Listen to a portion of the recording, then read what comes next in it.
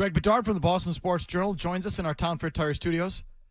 Hi, guys. Hi, I could put my chair down, but I'm sort of enjoying this. Me too. You. Come on, Mr. 5'8" over here. That's some visual. If you're listening on 98.5 The Sports Hub or on the podcast on 98.5thesportshub.com or the app, you don't know what we're talking about. If you're watching on the simulcast where we beam every day across New England and the country on NBC Sports Boston, we got two different chairs working. So Greg's. I'm punching downhill on this one. I feel like the middle child. The little big boy. He's the wee boy. Like in the back seat, middle. Yep. You weren't all that impressed with Jones until the very end. Oh, I thought he was really, really good in the fourth quarter, obviously, on the two scoring drives. It wasn't perfect, though. I mean, the delay of game penalty, the strip sack would have been, if that held, I mean, the way he turned his back and, it would have been like, oh, here we go again. Like, what's he doing? Just get rid of the ball. Like, don't try to be a hero, that type of thing. And then there was the near interception when he had Kendrick Bourne wide open with a nice cushion on the right side, and instead he tries to force it into Hunter Henry, almost gets picked off. But outside of those plays, he was outstanding in the fourth quarter. He absolutely was. But for the first three quarters, I didn't think he was that good. I thought he was watching the rush at times, which I understand, and he admitted to after the game. I mean, that 3rd and 11 sack in the third quarter was horrible. He had a pocket. He just turtled. He looked at the rush, and I had him for, that I gave that sack to him. I gave him 2 hurries in the first half. He had as many quarterback pressures as City So on the line. And, so I thought that the first 3 quarters was largely, Billy O'Brien, the scheme, the differences, the motion, the RPOs. There were a lot of easy throws. And you look at, the advanced analytics, his average distance, air distance was 4.2 yards. It was second lowest in the league. The only lower person was that Tyson Bagent dude for the Raiders, who was a rookie at a Shepherd Hill University. And his time to throw was the lowest in the league, and that means a lot of easy stuff was available on first read, quick 3-step drops, and that's fine. I thought the game plan by Billy O'Brien and Steve Belichick and Gerard Mayo were outstanding in this game, and I thought that largely the game plans were responsible for getting the Patriots in position. But then Mac Jones, he did, and I know you guys were making fun of me yesterday. I like how you do it without me here, not to my face. But he did answer the remaining questions on whether he can do it. Was can he lead a game-winning drive? Can he make up for a mistake? Kendrick Bourne made a mistake. He came down. He led the team down. He made the clutch throw with the game on the line. Multiple clutch throws under pressure. Will he stand in, take the hit, make the big throw? He did that multiple times in the fourth quarter. So, I think just for 1 week, give the kid his flowers. That was my fault. Go ahead. Your fault. I mean, you guys have been killing this kid for the better part of 2 years, and he has his moment on Sunday against a good opponent, against the Buffalo Bills, who have owned you, and you basically mock me and mock him. I mean, just give the kid credit. I know I don't expect that out of Big Jim Murray. I mean, if this was Tom Brady that did that on Sunday, Big Jim would have come in on Monday and would have been like, "Oh, that was so good." I said he was good. I said Brady. He was good. What do you want me to do?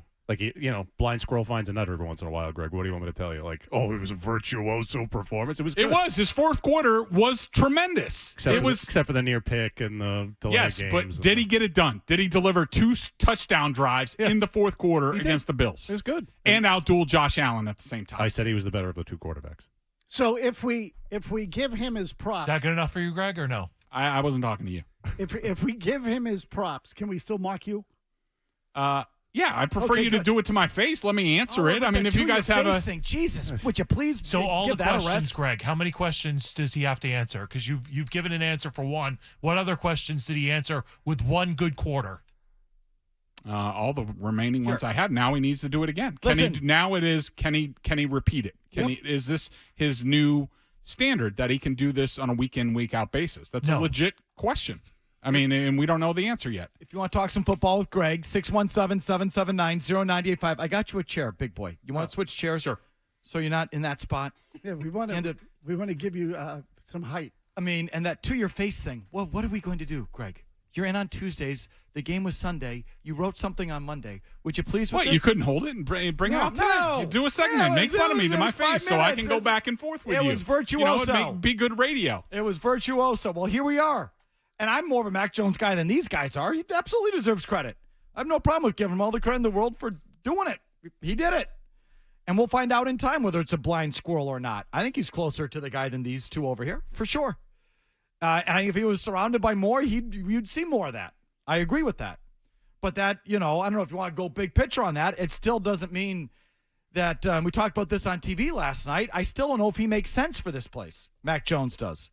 Because I don't trust, if Bill Belichick's the coach, I don't trust Bill Belichick to build the proper offense around him. So even if you like Mac Jones, you have to agree he's not someone that's going to carry the unit. He's got to be surrounded. He's got Absolutely. to have the right coaching. He was a point guard yesterday. He needs to be a point guard. He's got the right coaching and the right pieces around him and all of that. And I don't trust Bill Belichick to build that offense. It's not in his DNA. I don't think he can do it. And you say, well, you have the offensive coordinator do it. There's still something that's just not functional about that if it doesn't come from the head coach. But this is all sort of a bigger picture conversation.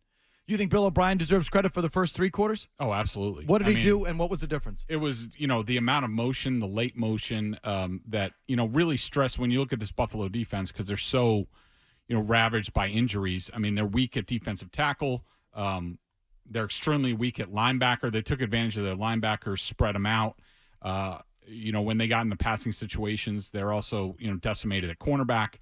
A lot of it was just, the motion, the RPOs.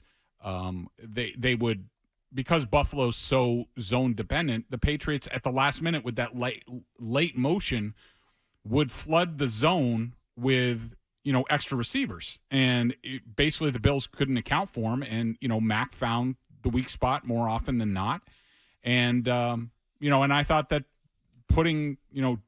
making it Demario Douglas and Kendrick Bourne centric, I think was huge. And it was something that we've talked about for a while. I think they need to go forward with that. I think it should be, Kendrick Bourne, Demario Douglas, Hunter Henry, Pharaoh Brown is the number 2 tight end. Gesicki's now in the wide receiver room. Don't even put him in with the tight ends. And then, when you have, 3 and 4 wide receivers, then you figure it out down the line. But I think, the approach, I don't know what happened. I'll be curious to find out talking to people this week. But I mean, to go from the attack that they had, and I don't think it's as simple as, okay, we trust the offensive line a little bit more. That might have been it. I don't know. But they went from looking like a 1994 offense to all of a sudden looking like a modern offense overnight. And I thought it was very impressive and was, largely responsible for getting this team off to a really good start. Defensively, more specifically, you said game plans on both sides were good. What defensively? Well, you guys know that, I killed them after the Dolphins game this year. I've killed them after the recent Bills games where they basically were like, we're not going to play defense. We're just going to hold back. We don't want to get blown out. We're not going to try to make plays. They did not do that in this game.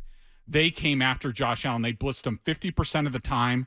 They had 13 cover 0 blitzes. I mean, they brought everybody. And they also did a great job of, they would bring an extra guy, but one of the guys would, hang back, whether it was, Duggar or Mac Wilson or Juwan Bentley or, whoever, and they would be a Josh Allen spy. And I thought their rush plan against Josh Allen was awesome. And I think we talked about it going into the game, but when you look at the Giants game and some of the games where the Bills have struggled, you have to get Josh Allen frantic. And what the Patriots had done in their previous matchups was, well, we're going to drop 8 or we're going to stay deep.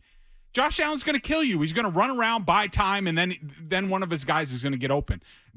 Now you make Josh Allen make a throw quicker, and his guys can't get open. Even Diggs, and I have a bunch of issues with what Ken Dorsey did, with their offensive game plan. They're a mess at this point. But, the aggressiveness by both the offense and the defense was a complete breath of fresh air, and I thought the coordinators did an outstanding job this week. Well, let's talk some football with Greg Bedard.